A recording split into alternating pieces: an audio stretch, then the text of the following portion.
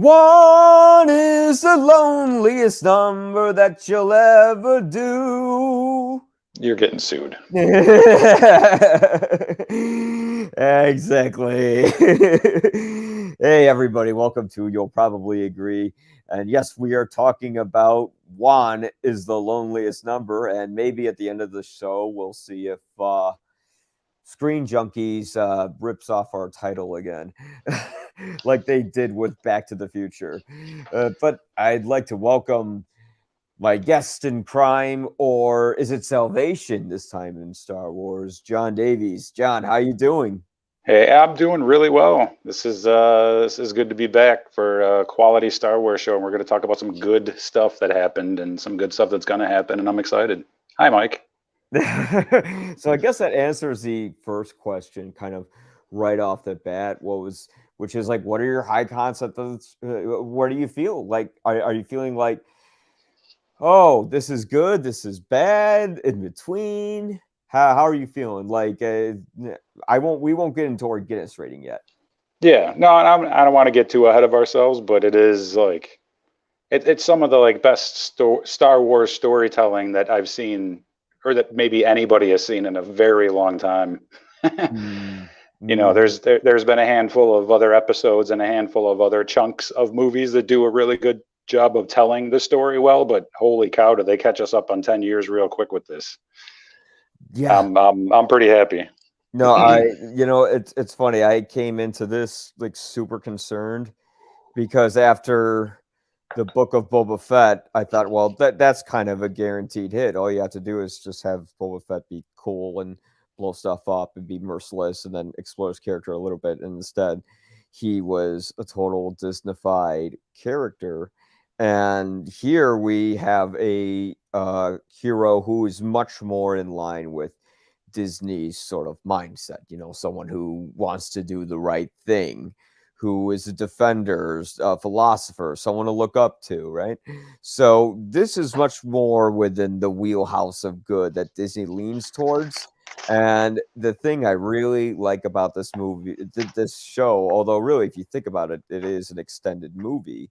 Yeah. Uh, it takes its time. When people were complaining before it came out that they were going to go, well, what? Am I going to just see Obi-Wan sitting alone in a cave feeling sad? I'm like, I'd Yep. love to see that. I would Yep. love to see that. Like, I want to see a depressed Obi-Wan with a Yep. methodical pace where just we breathe for a little bit in Star Wars for once. And people could complain, well, if you want to breathe, you could just see the prequels and they're real boring. Which, well, first off, I'm No, gonna no, they are not. No, they're not. yeah, exactly. I'm gonna make a complaint that actually I kind of like the politics in the Phantom Menace. Not all of it, but I liked the idea of a crumbling Senate. That literally is destroyed seat by seat by Revenge of the Sith. And you know what? Like, episode one is actually kind of an enjoyable movie. If you don't take the weight of Star Wars behind it and all this other stuff, you kind of go, wow, what is this world? What is this story? Yeah, this character is a little annoying, but whatever. Yeah. Yeah. Yeah. Looking back on Phantom Menace, I mean, honestly, I rate it one step above Return of the Jedi, and I know a lot of people are going to want to slice me in half for that, but Huh. that movie does a really good job of telling an origin story and doing a lot of stuff, that you don't expect. I mean, yes, there's annoying characters, and yes, there's a bunch of goofy stuff with the droids, but with the Senate and with the the politics and the stuff that I initially didn't like in that movie, I went back and the last few times I've watched it, yes, I've watched it looking from the Darth Jar Jar perspective a couple of times ago, but this time I was watching it specifically watching Kenobi and watching everything going around him. And Phantom Menace is solid. It's a good story. It really is. And Return of the Jedi is it's the first rehash of it's the first time that they're just like, hey, we're just going to show you everything that we've done before. It's fun. I'm not going to say it's not fun. It is a great movie. There's awesome stuff in it, but Phantom Menace like takes some chances that people were not ready for in the big, and they're still not ready for it because they're just going to gloss over it and be like, Jar Jar is a bit. He's like, yeah, okay, great. You're focusing on one character when there's this huge story and a lot of crap going on. Right. Well, they were saying, why isn't there more Darth Vader, or not more Darth Vader, but I didn't understand what's going on. And first off, it wasn't really. I will say, like, the whole trade tariff thing is kind of convoluted. Like, you're kind of like, wait, why are they not? Because I'm guessing Naboo is the main trade uh, export of the galaxy. Specifically, like, probably Gunga. Which is Aquarius. Which, I mean, to sidetrack myself a little bit here, the thing that's really visionary about the Phantom Menace is that George Lucas kind of did it again in a way where it's like, I'm not saying in terms of the movie, but the world building. Yep. He created Venice, or not? Well, yeah, he kind of created like a larger version of Venice, and then on top of that, you have Aquarius, and on top of that, you have Metropolis. All within one movie. It's incredible, and it's the complete. It's like the opposite of the original Star Wars, but in a way where, think of that feeling you had when you saw that trailer. You went, "Wow, this looks different, but still the same." And what is this? But outside from that, it does meander a little bit. But I kind of thought it was like, every time I rewatch it, I don't really get bored, you know. And but I can't say the same for Attack of the Clones. No, And that is at the bottom of my list, which yeah, was difficult between that and Solo. I had my reasons, but yeah, Attack of the Clones is a dead last on me and my favorites of the film series. But yeah, we're getting restrained from the show a little bit. The show that's is okay. freaking. I loved it. I really loved it. I thought it was near perfect. It's everything that we should have been getting this whole time from Disney and Marvel and Star Wars, and we weren't. And here we do. Well, I wouldn't call it near perfect. There's certainly some things I could pick It apart in it.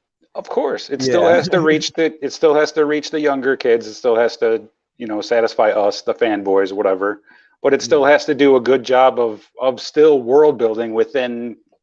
Like, I was actually happy to see him just on Tatooine. I was like so happy to be on Tatooine with Obi-Wan Kenobi this time. I wasn't so happy with Boba Fett for Yeah, 8 episodes or whatever, but oh my god, it was almost refreshing to see Tatooine through his eyes, and 10 years later, and then just to go ahead and jump through this. And McGregor does a fantastic job as that character. Like, he obviously loves Obi-Wan Kenobi more than we ever could, and that comes through. yeah. Well, it's funny. He does have a kind of a connection to the Star Wars universe before he even uh, played Obi-Wan or was cast as him.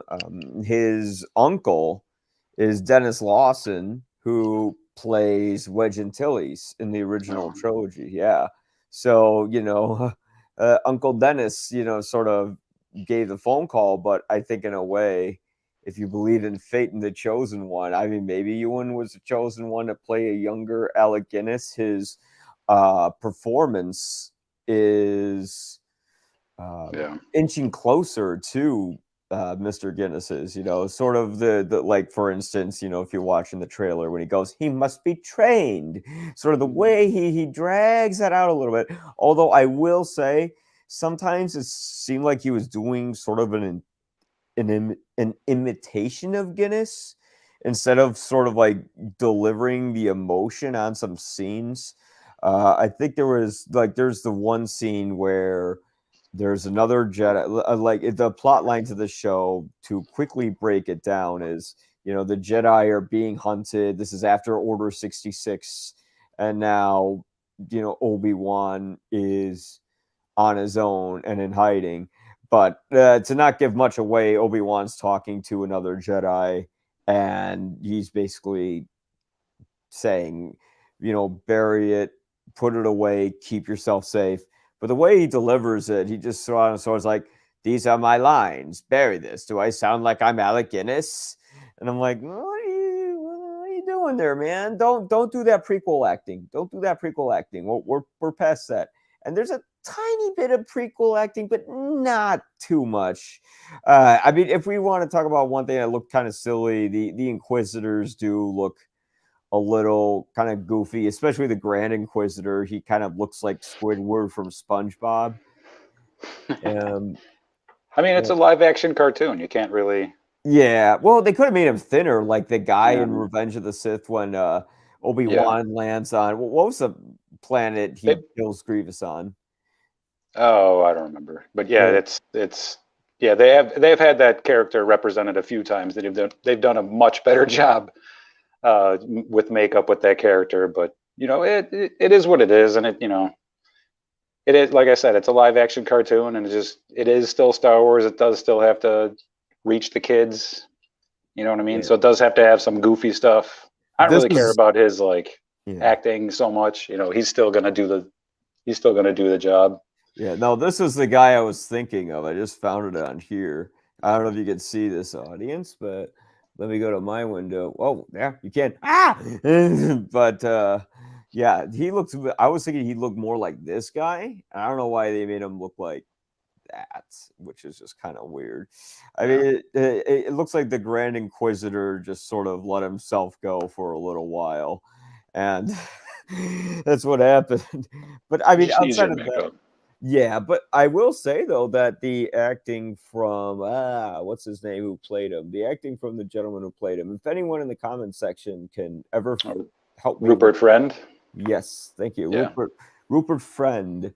Friend or Fiend? I think it's, yeah. Oh, wait, it's an R.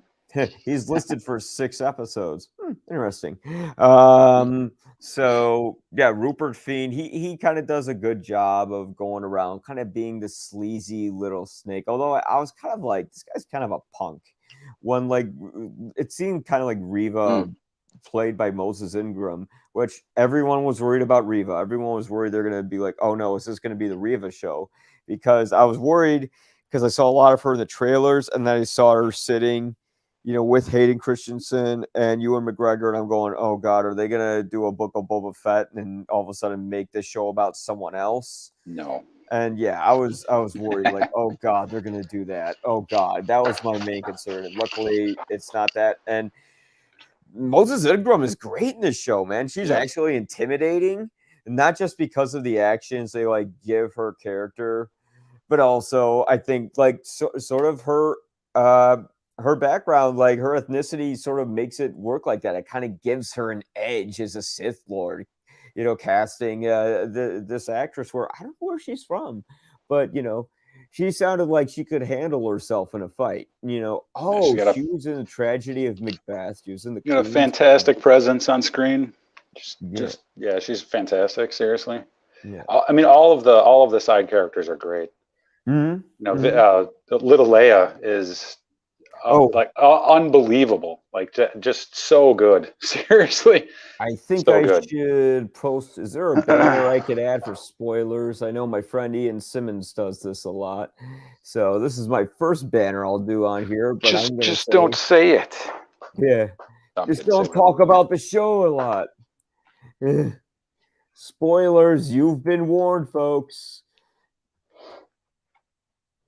Spoilers, 1 million exclamation points, add banner. Hey, we're all learning, right? I mean, you're not listening to the show on day one if you haven't seen it, hopefully. There we go. And we're talking spoilers, everyone. So, yeah, we see young Leia, and that's a slippery slope to go down with young actresses, because when you cast a kid, it can annoy the hell out of your audience, I don't think that's a kid. I think that's a 28-year-old woman. No, that's a full-grown person. No, seriously, she does an amazing job. It's oh man. I mean, I don't want to say her name out loud, but oh, you can say it now. We're in spoiler territory. But her name is Vivia Lyra Blair. Yeah. Vivian Lyra Blair. I'm sorry. Well, I meant Carrie Fisher. It just feels so much like Carrie Fisher. Like the energy that she put into that character. The first time that you see her versus Vader is like this little girl versus everybody the whole show. Yeah, I love it. It's It's so very great. emblematic of her character because, yeah, immediately Darth Vader, he's this tall guy with a helmet. He just choked a guy out in front of her in A New Hope and snapped his neck and threw him against the wall before the actor placed She his does. hands up and protected himself, although he was She's supposed to be dead in the shot, but whatever. unfazed and expecting more. It's like, that's it. That's all you got. Come on. Yeah, yeah. What are Well, you gonna she's do? like, "What? Are you gonna kill me? I'm a kid. I know you can't. That's like Yeah. that'll ruin your career. You'll be dead." Yeah, she's smarter than everyone else in the room. That was always Leia's sort of trait, and that's maybe why she's not truly an Organa. She has the Force, which gives you knowledge more than just physical strength. So that's probably one way she's Force sensitive, if you really think about it. Which just kind of dawned on me as I was saying it. Yeah, what do you know? Did you have any concerns coming into the show? Were they unverified or reaffirmed? I know my concerns of it being the Reva show was quickly diminished. And I was like, oh, no, I mean, I wasn't really concerned about much. I knew that there was a Leia character. I was very concerned about the portrayal of that character, but that, I just said that worked out pretty well for me. Yeah. And after Boba Fett, I had hopes for this show because of the things that Ewan McGregor had said post wrap, and what Hayden Christensen had said, and what we've all said about the two of them before the show even came. Like, there was a lot of hope coming into this one. There was a lot of hope going into the other one too, Boba Fett show as well. But this one, there was a little bit more hope coming into it, and I don't know. It did. I don't want to say there's nothing that can exceed anybody's expectations. I don't think that's possible, but it came pretty close to being pretty much perfect. It was. I mean, it's just so much fun. It makes sense. It connects all three trilogies, which is kind of fun. I don't know. Yeah, I wasn't disappointed at all. No, well, the nice thing is the way you said it, the way they connect the trilogies is great because it has a look that's and the cartoons, obviously, because you have the Inquisitors, yes. and the cartoons play a big role in these Disney, Marvel, Star Wars TV shows, and that's really fun to see that play out. Like, a lot of people haven't seen that stuff at all, and to see it represented well is fantastic, actually. Yeah, I mean, the Inquisitors looked pretty. Like, there's that one Inquisitor where, like, when I saw him in the trailers, I'm like, oh, he looked goofy. Not the Grand Inquisitor, but the other sort of alien species like Inquisitor. I was like, oh, that guy's goofy. But then when he started talking, I loved sort of the guy almost sounded like he was Batman. And I'm like, oh shit, this dude's like alien Batman with a lightsaber. Like, this dude's intimidating. I think, is this it? The Fifth Brother by Sean King? Dude, that guy knocked it out of the park. He was great. But you get them from that element that works. And then you have the look of the prequels that work. And the movie, I should say, well, I'm going to call it a movie, actually. I'm just going to call it a movie. The movie, because it's a mini-series. Right? It is pretty much, yeah. Movie, yeah. It literally starts with, like, this really, like, long, sort of drawn-out flashback sequence from the original. Don't give too much away. Prequels. It's okay. We're in spoilers now. I guess. Everyone's seen it at this point. If you're watching it, if you're watching this review going, should I see it? Well, I mean, yeah. But more on that later. But more or less, like, if you're watching this, you should know we're talking about the plot, because you can't talk about a movie or a television show or anything without going into the plot, or else you're just going to use vague terms saying, I like this aspect, but I can't say what it is. Yeah, right. Yeah. The red lights are cool. Yeah, I like the red light. Like, what red light? Like, you remember that part when, like, Obi-Wan was holding that blue thing? Like, the fucking lightsaber? Like, yeah, totally. 2 Chris Farleys on a Chris Farley show. Oh my gosh. But I guess I was starting to get sidetracked here. But yeah, it did have that very long, drawn out opening where it's just all these flashbacks from the prequels. And I was like, and it was mixed with kind of like this corny, like previously on kind of music, and it probably could have I, used less of that, but I did at no the way. same I time. 100% disagree. I love that. Like they had the option to skip intro or skip, recap. Intros. Actually, you have to like keep Skip, clicking like it. skip. I was like, no way, dude. Why am I gonna want to skip recap? Like it's literally gonna show you all the coolest stuff from. Like you don't even have to like I did rewatch the prequels coming into this and A New Hope Yeah, yesterday. Coming into this just because I wanted to. That's yeah. what I do. But yeah, Because we love Star if you Wars. didn't do that, it just reminded you of some of the coolest stuff in those movies. Yeah. Within a 3 minute span, it's like, oh yeah, that's right. Those movies are actually worth watching again. So if you haven't watched them in a while, people go back and rewatch them. Well, Maybe skip the Heck of the Clones or just put it on double speed or something. I'm kidding, just kidding. well, even Watch the it. flashbacks, like in the original, like in the beginning, like even they like barely showed Attack of the Clones. They're like, yeah, we know it's bullshit. Yeah, They just went yeah, over it. exactly. They knew what they were doing.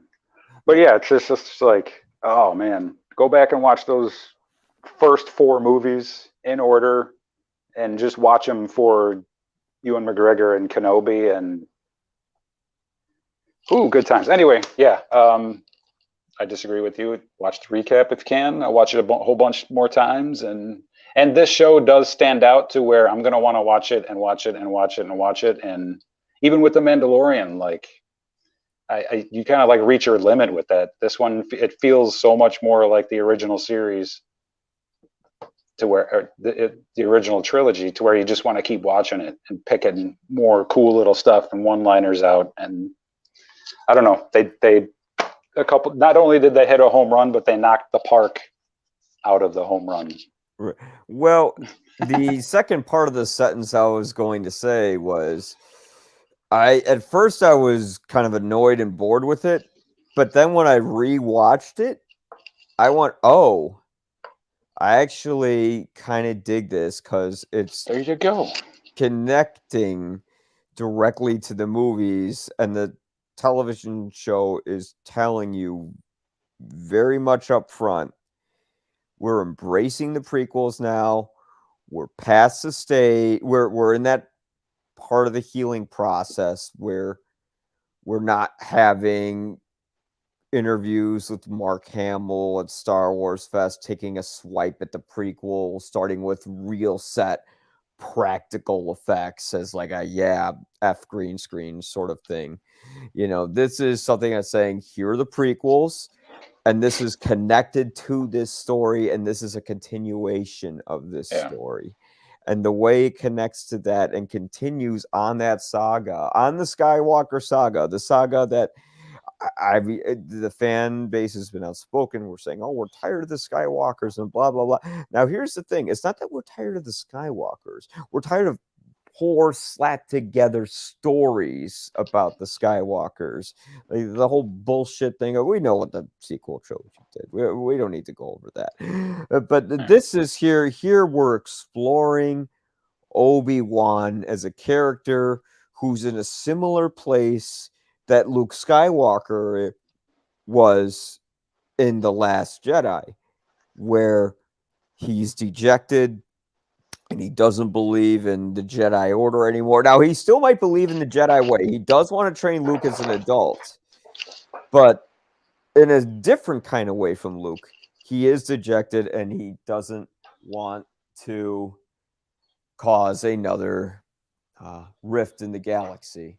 In a way, he just wants things to be peaceful, but now he's a hermit and he's in a place where he's reflecting on the past. He's living in regret and he doesn't know how to move forward. And the catalyst to make him move forward in this show doesn't feel forced or anything because Princess Leia gets captured.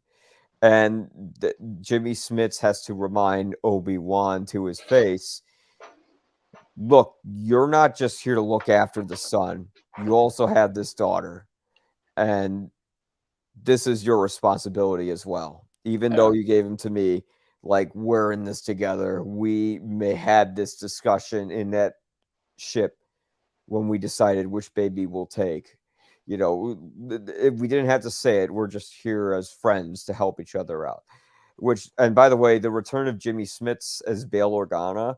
Jimmy Smits was really kind of leaned into sort of the West Wing elements of this role, where he's the charming sort of politician we saw in that show, and he really brings that more into Bale here than he did in the prequels. Like, he's just such a wonderful, loving father. The way he, you know, kneels next to Leia and talks to her about, you know, how he was ahead of other kids or something similar. I can't remember, but it was like something like, when I was your age, I had to do this, and but you're going to get here one day. But for now, you just kind of have to swallow your pride and let your cousin be a bully, you know, but don't make it, and stuff like that. But it was a wonderful connection with him. Yeah. What do you think about? But I think we've gotten everything out of the way here. But I think I've said everything about the first episode of this show, because I think we can move on to the second episode, which is where things do get a little more spicy. Princess Leia gets captured, and Obi-Wan is now out in the galaxy to go rescue her, which the second episode felt a little rescue mission-y, if I may say. What was a good idea to pair them together? Yeah, I did like that. That's why I said mission-y and not a mission, because it's not like straight up Bad Batch. We're gonna go to the thing and get the thing, and who gives a shit? Like, it's actually like, this is how this kind of connects to Leia's message to Obi-Wan in A New Hope. You know, where she says, you served with my father in the Clone Wars, and I'm reaching out to you. It's like, I don't think she's reaching out to a stranger. She must have known him, but when did she get to know him? And now we're getting to see how she got to know him. And it, you know, it's got the fun little banter and all that stuff. Yeah. Yeah. Loving it. Yeah. I don't know. I'm 100% with it. You know, Yeah. they can do whatever they want to do. They can kill off a bunch of people. Obviously, they're not going to kill Kenobi, but they can kill everybody around him.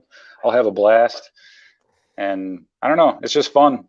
You know, they're aside from a couple of, you know, standalone episodes from the other series, this is some of the best Star Wars on TV. Like, it's some of the best we've gotten in a long time. And it's only 2 episodes deep.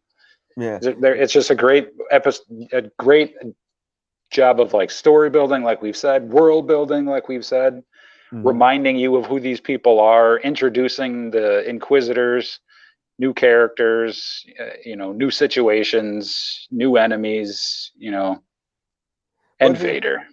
And Vader, yes. And So, I mean, now that we're into spoilers, this show is about Obi-Wan and Vader. And that's kind of the big payoff. And I was going, are they going to wait till the end? Are they going to do it in the middle? And luckily, it seems like this show doesn't kind of goof around with the length too much. Like, it's very intense. Like, this episode felt very much like kind of a repeat of the usual Star Wars stuff, where, you know, Obi-Wan gets captured, sort of like he did a million times in the Clone Wars. And it absolutely is like, you know, some of the, I don't want to like naysay it, but it's, you know, it's the Bad Batch formula where it's like, oh, let's just do this mission, you know, the Boba Fett formula. Let's go do this mission. But this is like finally done really well. Yeah. And hey, if anyone in the comments wants to add anything, please fire up those comment sections with your high thoughts on the episode. Or as a matter of fact, what's something that you're frustrated with the episode, something you like about it? Fire us up in there. But maybe I'm asking a little too soon for that. No, but the chemistry behind you and McGregor and I thank God I have her name up. Vivian Lyra Blair's chemistry together. It's pretty fun. You know, she's kind of already telling. There's a little line from Obi-Wan where he says, "How old exactly are you?" Yep. 10. And he goes, "You sound like you're older than 10." So she's very much Princess Leia. Yeah. It's beautiful to see that.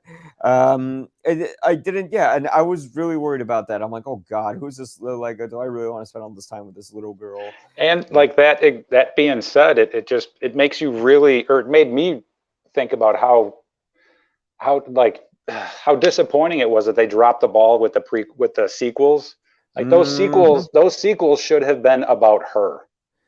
Yeah. Like we all know that. Well, they Like tried to do that. having Ray as another character and come in, and Finn, that's fine. But those three movies should have been about her and her journey through the Jedi way, whatever. Like, oh my God. Like when Yoda said there is another, it's her. It's not fucking Rey or Ahsoka or anybody else. It's Leia, and that's where they dropped the ball. And that's the one thing where it's like, okay, but this is why she didn't join the Jedi Order. You know what? This is why she became Mm. a senator. And that's good. Like let them answer, let them attack those issues for me. Yeah, maybe You you know, see through. I'm gonna guess like maybe Obi-Wan tells. like make it make sense that she didn't become a Jedi and stood by Luke's side Yeah. Well, after return. Make it make sense. And they're starting to already with 2 episodes. Like her attitude and the way that she's been. And I know people say grooming is like the way you say that it can be bad, but the way that she's been groomed, the way that she's been raised, yeah. is to become the Princess Leia that we saw in A New Hope and Forward, and to have them have dropped the ball in the sequels on that character is just like, okay, cool. She's got let's give her a Mary Poppins thing real quick. But that's it. I'm gonna drop it on her. I'm gonna drop it on that. But yeah, the chemistry between her and Kenobi is fantastic. She is a little Leia, Vivian or Blair, wherever you are. You're doing a fantastic job. Keep doing it. Yeah. Yeah, I didn't think of it that way. You could sort of explore maybe through Obi-Wan Kenobi why Leia didn't want to become a Yeah. Jedi. Yep. And it's not because Obi-Wan was a bad guy or anything. It's because she saw the pain that it brought him She and can what. see through the lies of the Jedi as a 10-year-old. So Mhm. she called his ass out, and she's 10. That's why she doesn't become a Jedi. Yeah. So already they're like, okay, we're kind of if they're gonna do that and like mingle their way into kind of like fixing the sequels a little bit and make the sequels make more sense. Cool, good for them. Do it. But I love the direction that they're going with this show, and I'm just really happy the way that it looks and Yeah. sounds and feels, and it like I said before, it connects all three trilogies, and it makes you care about the characters again. It's like, yeah, Ewan McGregor is just going to show up and you're going to care about him, but it's like everybody else, is just whoa. But that's what really makes it work is you're not going, oh God, we're cutting to this character. I want to see Obi-Wan. Why am I looking at this person? You're actually invested in it because there is that, and you could make the argument, well, what if someone was not into Star Wars? They don't know who Princess Leia is, and I'm like, then they've been living in a cave in Tatooine. Yeah. You can't. And if you don't love this kid by the end of episode 2, then you're never going to get. You just don't know what entertainment is, I guess, and you don't know what. I don't know what you're looking for, so you're listening to the wrong show. Well, I Like will. if you come into this show not knowing anything about Star Wars and you don't fall in love with this little girl, there's something wrong with you maybe, because she's great. Well, I'd say this. I'd say I would make this argument. I'd say this is maybe a good introduction to Star Yeah, Wars. yeah, Maybe you go, who's this guy? Who's this kid he failed? Oh, that's Darth Vader. Okay, so maybe I see. And then you watch the prequels after this.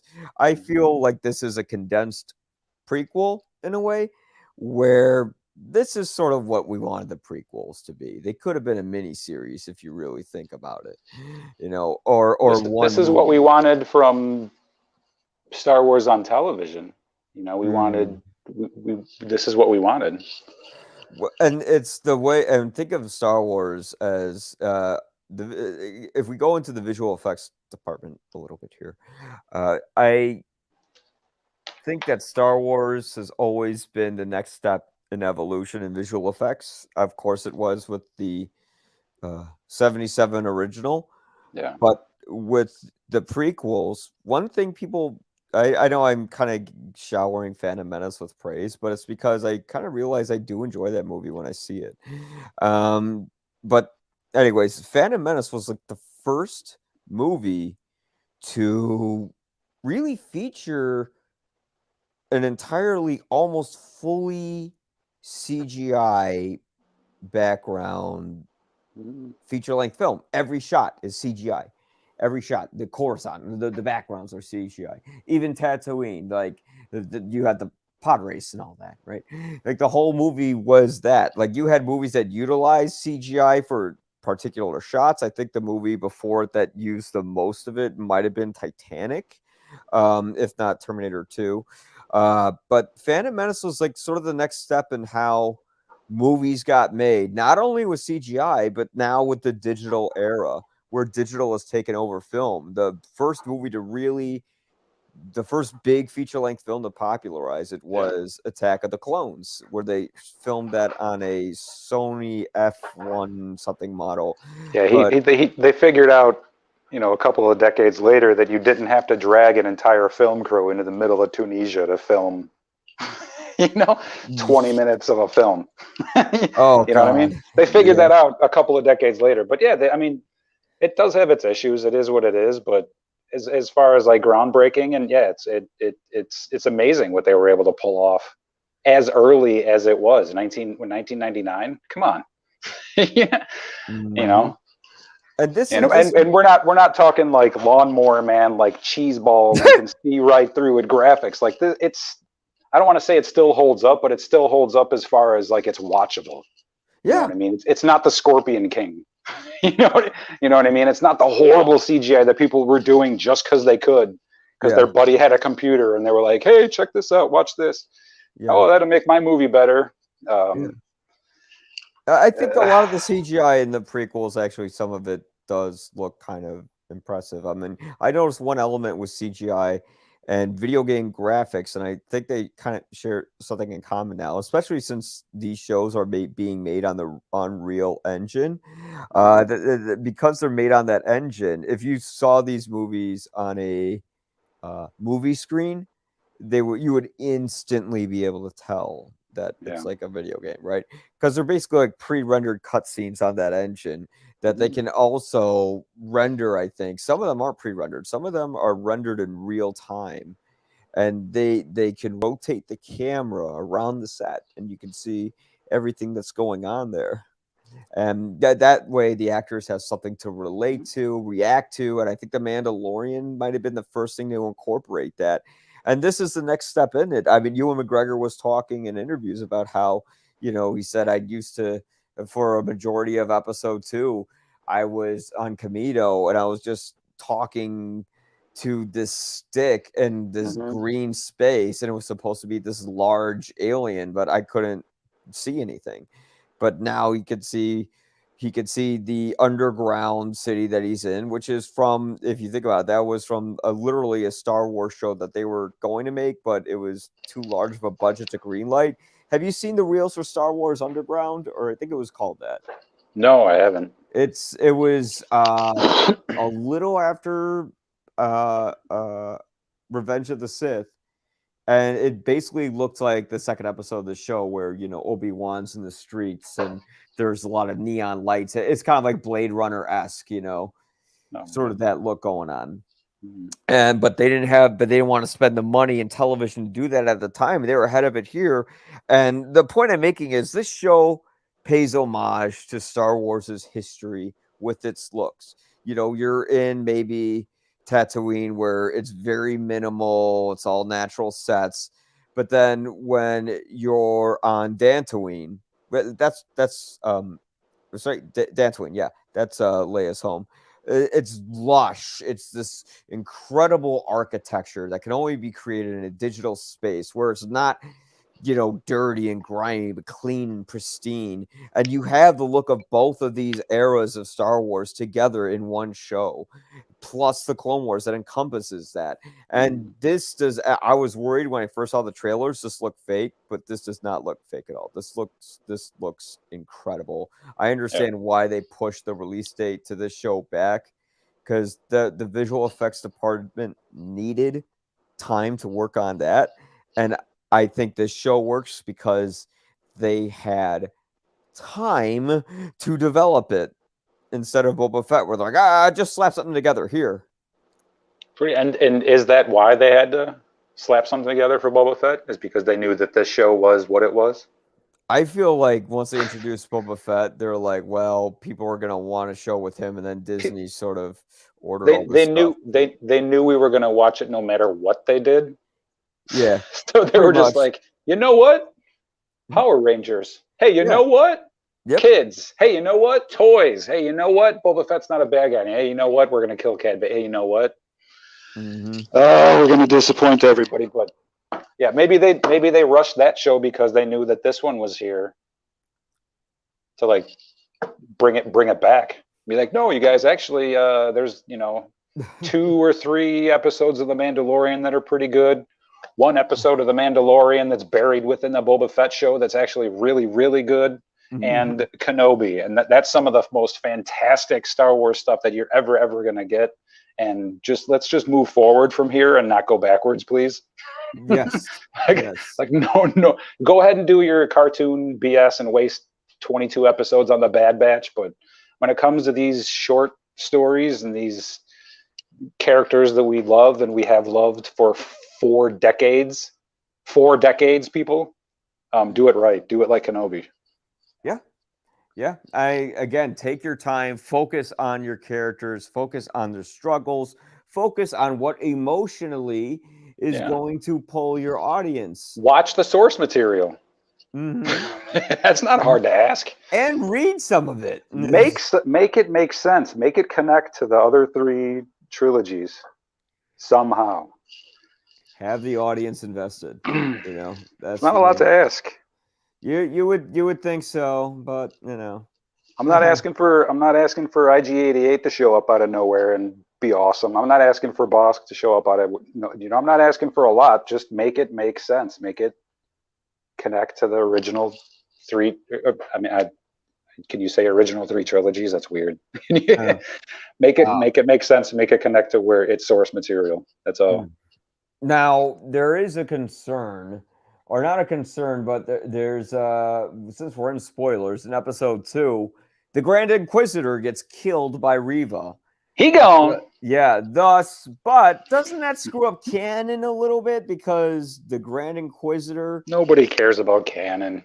No, I don't think he's dead. No, but I think it reaffirms my thought of predictions, but we'll come back to predictions later. Remind me about predictions later. Ooh, okay. Darth. Yeah, they did kill him off pretty quickly, but that's okay. Being in the makeup chair that long was probably a pain in the ass. So, well, he's not really dead though, because like in Rebels, he's around and they kill him in Rebels. Well, you just said they credited it for 6 episodes, so yeah, he's fine.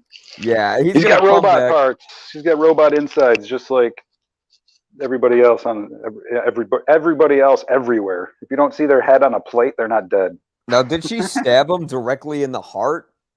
It was like in the gut area. It was low. Oh, okay. So yeah, he can survive. It was in the stomach, probably, unless that's where his heart is. Who knows? We don't know. You can get chopped in half and thrown down a hole. I'm no Dr. Zoidberg. I don't know where these organs are. Well, unlike Book of Boba Fett, they didn't kill the character off, like officially. Not one that we cared about anyway. Yeah. Well, here's the thing I felt about the Grand Inquisitor. I don't remember much about him like in the Rebels either. He was just kind of a punk ass, and he always was kind of a punk ass to me. Yeah. Yeah, they're just there. They just do what they do. They do what Vader did at the beginning of 66, hunt down Jedi. Yeah. And according to the show, basically they've had Vader on a shelf for a while. Well, You he's know, been. That's where he rests. If you've seen, like nobody knows that he's doing stuff. oh well, His name isn't famous yet. Let's put it that way. well. Here's one thing. Here's a complaint I've heard from people, and it has some merit. How would Reva know? When she corners Obi-Wan, and this is why I liked her character. It really cemented it in the second episode. She knew how to get into Obi-Wan's skin, and she said, Lord Vader wants you. That's right. Anakin Skywalker's alive. Yep. And then there's that look on Obi-Wan's face. Like, and I don't know how I never even thought of that before. I'm like, oh, yeah, he wouldn't know he's alive. He had no idea. Yeah, because the last time he saw him, he chopped him in half and he was set on fire. He was a bucket of chicken the last time he saw him. Yeah, he's finger looking good. It's the fucking bucket of chicken. Okay, now we got to make a Photoshop of Anakin as like a bucket of chicken. Yeah, totally. So basically, the Inquisitors work for Vader, hunting down the rest of the Jedi. Sorry, no, oh my goodness. The bucket of chicken. Hell yeah, dude. I'm sorry. All right, go ahead. I don't want to get to the spoiler too soon, but knocking off the Grand Inquisitor comes into my predict. I mean, not it's my spoiler prediction. Yeah. Possibly Vader is fed up with the Inquisitors and gets rid of all of them, and that's why you don't see them in the original series, and they're not mentioned at all. Oh yeah, that would make sense. That's my prediction. Yeah, because everyone's like, "Oh, he's gonna kill Reva." I'm like, he's not gonna stop at her. He's not going to be happy about it either. Yeah, you know. I don't know if it'll be. I hope that'd be. She's doing unsanctioned. Even if she gets the results that she wants, he's going to be mad because that's his job to be mad. Yeah. Well, Darth Vader has never been smart. Never. Even in the original films, he's always just been an idiot. Like, think about it. When he tells Luke Skywalker he's his father, immediately he's like, join me. It's like, you think he's going to fucking join you, dude? No. But he does that, and then, of course, in, Return of the Jedi, you can just see he's just the Emperor's bitch and does whatever he says until, he finally tosses him down a shaft. But that was Vader's flaw, is that he has an explosive temper, and he just wants to lash out on people, He literally never thinks about anything. He just reacts. That's Darth Vader. That's what Obi-Wan was trying to curb in Anakin the whole time. Yeah. Like, it worked out for those guys during the Clone Wars really well when Anakin did nothing but react and thought about nothing and just was like, oh, I'm gonna just do stuff. It worked out every time. But that's the flaw. That's and he knew it too. Yeah. In Revenge of the Sith, he's like, I'm slipping. Well, yeah, there's that. I'm starting to lose it. I'm starting to lose it, Padme. I don't know what's happening. I want so much more, but I know I shouldn't. But I want it. He's like, yeah. Vader is a fool for the most part because he can't fucking control himself. He just reacts to things. He never thinks stuff out. He's just like, okay, I'm gonna just, He never has followed the star system. No. Stop, think, act. And you think about it, the only time he did stop and think about stuff was when he was like, you know what? I can get Luke to just join me and we can overthrow this guy. Yeah. We can overthrow my boss. That shit did not work out for him. So What are you gonna do? What are you gonna do? Man. But that's the thing. I hope he does try to kill all the Inquisitors. I don't think he's going to at the end. No, he needs his own show for that, but I think that's where they're headed. That's where they're headed. 100%. That would be so much fun to see that. I don't know. I think I could leave it off at that. I don't want to have too much of a good thing. I think less is more, and 6 episodes of Obi-Wan's enough. And I think if we have a whole show about Vader, then we're gonna go, we've explored this with Obi-Wan. They can have an exchange that sort of says everything, and then we can go from there. But yeah,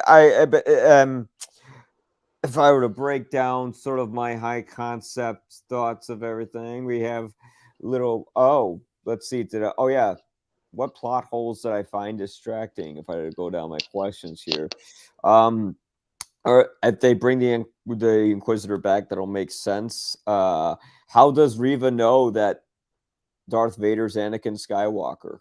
She said she looked it up in some book or something, which makes no sense. Wait, did she say that in the Yeah, show? yeah. She said that she like read it somewhere or something like that. I'm gonna have to watch it again because I've already watched it twice. But she did say she found it somewhere.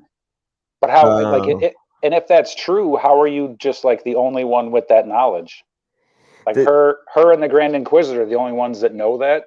She told him and then she killed him. yeah. And did So she like just grab that from like a part of the destroyed Jedi archives? no idea. It almost makes no sense. That's the only plot hole that I see so far, but we'll see. They have 4 Yeah. episodes to figure it out. Well, I'm gonna guess. A month from now, we're either going to be happy or be like, what? Yeah. Well, I'm gonna guess if I were to just sort of think common sense, how she would know that Darth Vader told her to tell uh, Obi-Wan that because he knew that would draw him out, or connect him to the Force through him, which it did at the end, because there's that absolutely fantastic money shot at the end when Obi-Wan finds out that Anakin is indeed alive, if not very well.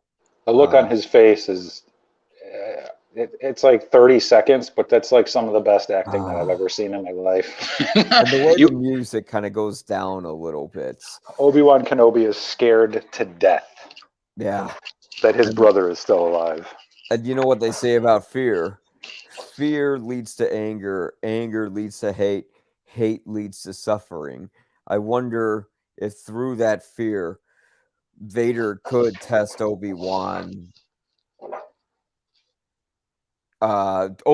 sort of ethics, going towards the dark side or not, which I don't think he'll do that.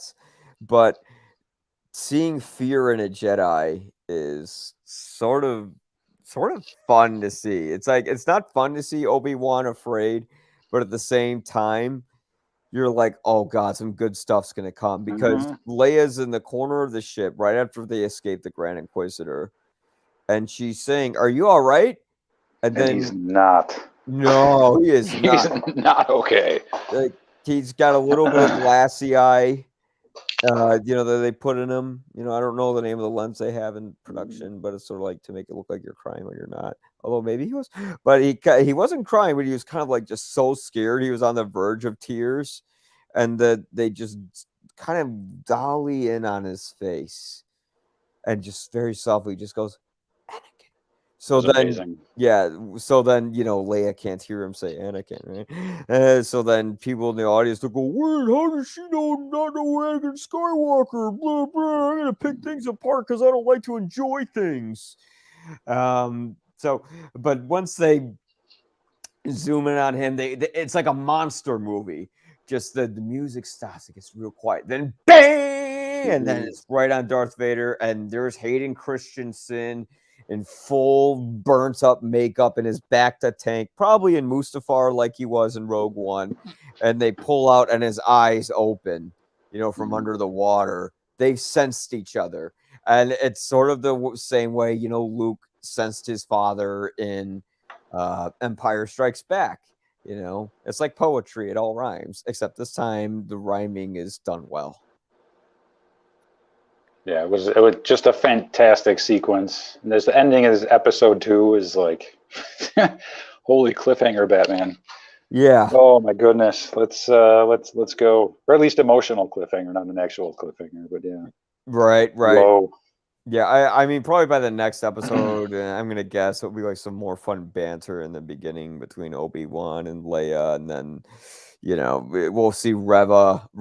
Sorry, maybe I think of Revan, which I think Reva is sort of a derivation of Revan. I'm gonna guess that's how they came up with the name. They just took out the N at the end, and then they're like Reva. But I'm gonna guess she visits Vader. And Vader will be like, "Did you tell her?" I can't do it. James Earl Jones, which of course James Earl Jones will return. I will not be surprised if they slightly digitize his voice so he doesn't sound his natural age now. Because if you've seen Rogue One, that was like my one thing. I'm like, ooh, Vader sounds older, but he's not as old as he was in Jedi. This sounds off. But again, you can't control age, so they might do a little bit of that. But I'm gonna guess like now the show is gonna be half about Obi-Wan, half about Vader. You know, and half about Leia. Yeah, well, maybe a little bit of Reva and Leia. I think, yeah, we'll kind of just tag along Obi-Wan, and then it'll be about Luke, which Reva will probably discover in the end and try to kill. And I guess one of the like going back to your plot hole question, one of the bigger plot holes in all of Star Wars that has always bothered me, especially since they explained Anakin was Darth Vader and blah blah blah, he's Luke's dad and blah blah blah. How the hell do you hide Luke Skywalker from Anakin Skywalker? They have the same. You don't even change his last name, bro. Yeah. Tell me how they did that. Are there just like is it like Smith? Like Skywalker is just like Smith across the galaxy? Like we can't look at every Skywalker. That would have been a much better plot. It absolutely that in 2 seconds. It absolutely is. Yeah. No, it absolutely is not. Like, how do you like the kid's name is Luke Skywalker? Like, how did you hide him for 20 years? Yeah. Plot hole that. Aside from that, I do love the show and the entire world of Star Wars. That's just one of the things that's always bugged me in all of Star Wars. It's just like, dude's last name is still Skywalker, and his dad's name was. What? Oh, well, there's a great video. How are you not sending all your Inquisitors to be like, you know what, round up all the Skywalker kids, just in case. Just in case we round up find a Skywalker. So, it's like, Darth Vader doesn't think about anything ever.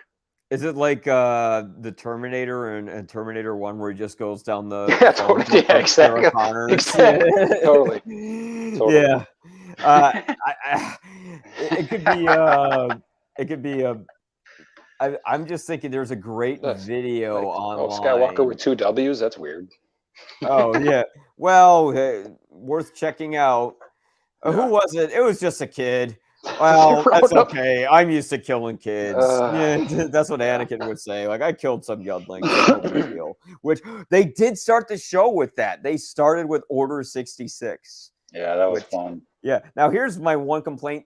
The music isn't very good in the show. It's very generic, like tension kind of music. Okay. And I'm here for storytelling. Yeah, but I'm a stiffler when it comes to music. I've always been a stiffler with music. I know the main reason I did not like Mission Impossible 2 when I saw it as a kid in the theater was because of like the whole like guitar riff and stuff. And that was Hans friggin' Zimmer who did the score. But Natalie Holt, who's like doing like a lot of the music, it just sounded like she was more on a synthesizer than anything. And she also composed Loki and I see. Ooh, she did. So, but yeah, this one not the best. Like, I really like. You know what song could have been playing when Order 66 was happening? Anakin's Betrayal. You know, they got to get the rights for that, though. Yeah. Well, geez. It's going to be really hard for Disney to find the rights to it. Yeah. I'm sure they have that stuff saved up for later. They don't want to use that stuff too later. Yeah. But there's another Duel of the Fates coming, buddy. Oh yeah, well, it was in the trailers, like the ads. At least one more. Yeah. 2 episodes, just lightsaber battles. Yeah, I would say I like Battle of the Heroes more than Duel of the Fates. I will argue that. I think Battle of the Heroes has more meaning and resonance to it. And I also think that the best lightsaber battle in Star Wars history is the fight on Mustafar between Anakin and Obi-Wan. And yeah, is it drawn out? Yeah, of course it's drawn out because people were fucking anticipating it for 10 years. Yeah. So George Lucas is like, fine, they fight in hell and there's lava everywhere and they're just fucking going at each other. You know, like, are you kidding me? That's not the best one. It's like, well, it's all spectacle and it keeps going. Yeah, well, Star Wars is spectacle, dude. That's what you want. Yeah, that's number one. That's number one, and then Kenobi versus Maul is number two. Yep. the Absolutely. the final fight. I mean, not when he cuts them in half. Yeah. Oh yeah. Well, that's a very brief one. Which yeah, Oh yeah. I don't think they'll have that in live action just because out of respect. Oh to, God, I hope they do. End of season 12. No. Just do the whole story. Give me all of it. I don't care. No. Less is more. That's balance. That's the force. Like If you want too Kenobi much, season. Well, Kenobi season 1, 2, and 3 can be all about Kenobi. Kenobi season 4, 5, and 6 can be all about Maul. They should just make a Darth Maul show, which I mean is the Clone Wars, I'm being facetious. Yeah, it is the Clone Wars. We did have 7 years of the Maul show. Yeah, which is also Ahsoka. Well, no, Ahsoka is going to be It's much more Maul. Like, you know what it'll be? I bet Ahsoka will happen during the original trilogy. She might show up here. I think she's definitely showing up. There was a line in the show, and I thought they were referencing to Ahsoka when Fulcrum. Her name is Fulcrum. Who's Fulcrum? Exactly. Is that a new character? That's Ahsoka. She is Fulcrum. Oh, I thought she was a Twi'lek. Yeah, she is. Yeah. That's her super spy nickname when she started the rebellion, which hopefully we see in this show. I see the one man who would know more than me on this. That like the beginning of Rebels, before she's introduced as Rebels, they're like, "You're going to talk to this Fulcrum." Fulcrum is out there, and if we see her in the show or even mention her, I'll be happy. Yeah. Yoda's going to pop up. Vader, obviously. Mace Windu, quite possibly, but I don't think so. Qui-Gon at the end. Qui-Gon definitely. Yeah. Well, Qui-Gon is going to be like an emotional beat. I think has Obi-Wan already known how to convene with him, or is he just learning? And like at the end, he's finally kind of. You know what? I hope he's going to go to Yoda, and Yoda's going to teach him how. But Kenobi has not used the Force in 10 years, so. Like all of his like, Qui-Gon, how come you're not helping me? He's like, dude, you can't help me without the Force. Are you dumb? Like you unplugged the fucking telephone line. How are you going to talk to me? Yeah, he unplugged himself from the Matrix. Yeah, dude, come on. Yeah. So come on, Qui-Gon. Of all the times that you're not going to talk to me, this is the worst. It's like, dude. Well, you shut yourself off from the Force. Like there's a lot of stuff going on in the show, dude. It's great. I love it. It's similar to it's very similar to when Obi-Wan told Luke Skywalker that copyright told Luke Skywalker when he wanted to save his friends on Cloud City, if you go about this, you will have to do it alone. You know, this is similar here where Qui-Gon is not going to help Obi-Wan until Obi-Wan's really ready to speak to Qui-Gon. And I think he's going to have to let go of a lot of his guilt. And I don't know if there's resentment. I don't know if there are some angry feelings he still has towards Anakin. He's going to have to do something about that fear. Mm-hmm. And it's all of these things where he's going to have to learn how to master the Force himself and relearn who he is and find a purpose for his existence beyond just protecting the children. You know, like, why do I want to live? You know, and that's what I really like about it, is introducing all these existential fears and issues and emotions, that the nuance that I wanted from Star Wars for years is not just whiz, bang, explosion, bullshit. Yeah. It's about story. It's about emotion. That's what wins audiences over. Case in point, Batman Begins. The action is rubbish in that show, but the story is fantastic. So the audience really, really liked that movie. And that's why people can really get on board with this. I'm hoping we get some prequel style lightsaber combat, the beautiful ballet of movements that used to be there, you know, just because that was when they tried to do something in between with the sequel trilogy, it really didn't work. It just was sloppy. We already know we're gonna see Vader in his prime versus a broken Obi-Wan Kenobi, and that's gonna be like, Obi-Wan barely got out of it last time. Well, You know, he's not in his prime. He's crippled now. Like Vader, he was in his prime when he was in Mustafar, fighting Obi-Wan.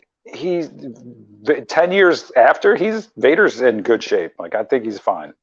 You know? I mean, look at how he's learned Empire, he's learned a whole bunch.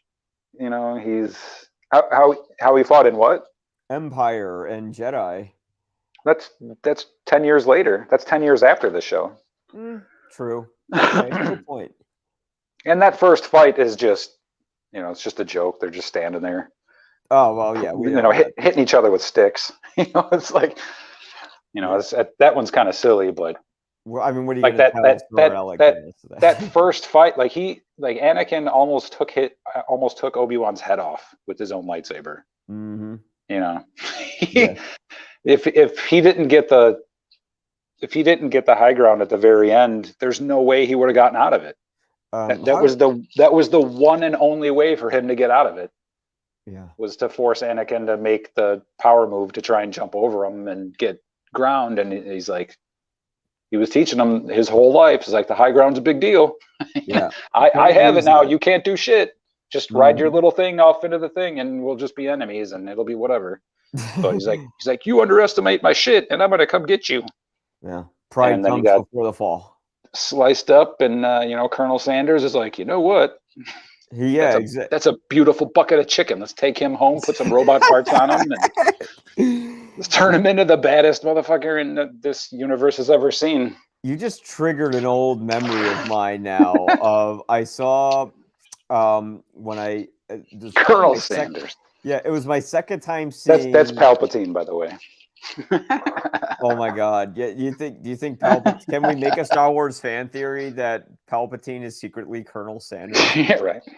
It's like he meant to burn Anakin, and he meant to have everything in hell, and really the chicken is made on Mustafar. Yeah. All right, I'm getting too far with this joke, but I forgot what I was going to say now because I got lost in silly Colonel Sanders metaphors. But some memory you had.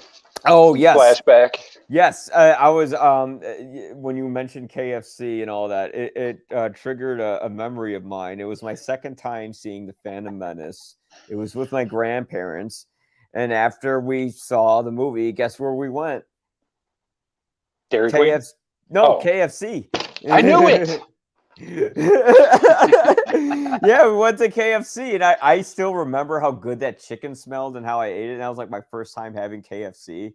Oh, by the way, there is a video game console called the KF console, and it's literally like a gaming PC that like plays your games while it cooks chicken. That's crazy. Because the parts from the computer gets hot. That's why they have fans and stuff. What? So they just use that to cook chicken while you eat it. Anyways, I think I never thought we'd end our show on a note about KFC, but no other Star Wars show will do that. Nope. So we'll end it on KFC. Yes, I have to say, after seeing this show, I really thought this is going to be my limit test. This is going to be, all right, am I done with Star Wars forever after this? Because after what they did with Boba Fett, I just thought, yeah, if they screw up Obi-Wan, I just kept thinking of ways they could screw it up. Well, they could make the show about someone else. They could make him be completely out of character. They didn't do any of that. I'm so happy that Deborah Chow is the director of this series. She has a long line of television directing credits. A lot of them were from like Mr. Robot and things like that. And she directed 2 of the best episodes of The Mandalorian, both from season 1, which was the 3rd episode when Mando decides to take the child, save himself, and then, all the other Mandalorians come to his defense, and there's like a little Mandalorian civil war. And then the second to the last episode where they have that, I think, the big shootout, or no, it was right before the big shootout in the last one, but it was when the kid gets captured again. So what is it with Deborah Chow and capturing kids? She captures Grogu, and now she's capturing Princess Leia. Did something happen? Are you okay, Deborah? No, but thank God she's in charge of this, because I thought, you know what, this seems like someone who cares about the story more than all the action stuff. Well, she has the action stuff. That shootout in episode 3 of Mando was great, and I'm excited to see what she has for the future. So far, I can say in Deborah Chow we trust. Deborah Chow and Dave Filoni. Jon Favreau, everyone was like, oh, he's great. I'm like, he's good, but he's good for like one movie. He's good for like, hey, I can make Iron Man 1. I can't do Iron Man 2. I can't remake The Lion King. It's going to look goofy, So, he's good to an extent. But I'm excited.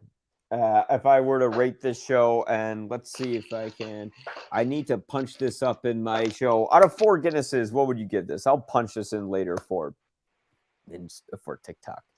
For 4 Alec Guinnesses? 4. Yeah, 4 out of 4 Guinnesses. You're going for a full perfect, huh? 4 out of 4 Alec Guinnesses. Yep. Absolutely. Whoa, my God. Why did I think of that? We're making Alec Guinnesses as our rating for this show. Alec Guinness holding a Guinness. Yep. I want that. Alec Guinness holding a Guinness. So, yeah. So 4 out of 4 Alec Guinnesses holding a Guinness. If we're not getting sued for the song at the top of the show, we're getting sued for that. So come get it. Oh, they're not going to sue a guy for singing it. For singing it, you can't get sued for that. Although there was once a story of a lawyer that I heard of that sued a bunch of Girl Scouts for like singing "Row Your Boat," which wow. Anyways, yeah. Now that guy is definitely a Sith. Well, nah, he's too much of a.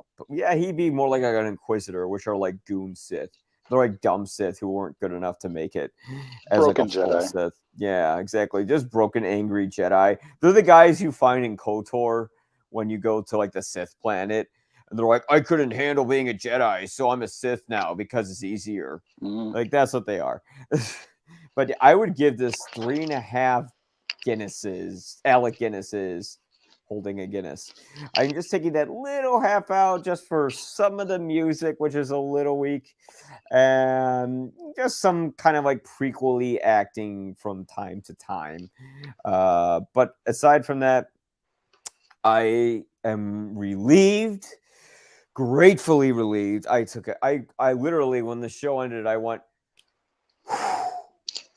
it's not ruined.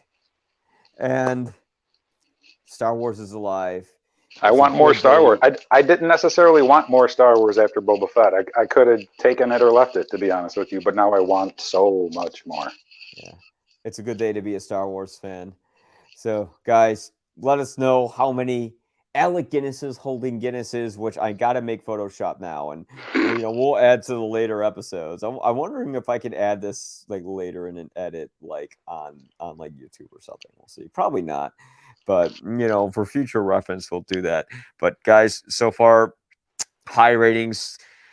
3.5 from me, 4 from John. Let's go. Thank you guys so much for watching. If you liked what you saw, feel free to subscribe. Feel on Twitter, on Instagram, on YouTube. Again, everything you need to see is YPA Reviews. The YPA stands for You'll Probably Agree. John, where can we find you? I think it's that little logo I see on the screen there. Hell yeah, buddy. Cinema Obscura. We're live on Vimeo all the time. We have a television show on Can TV here in Chicago, public access. It's Monday nights at 11 o'clock, Thursday nights at 11:30. Come check us out. Awesome. Guys, the Force is back. We'll see you later. Bye.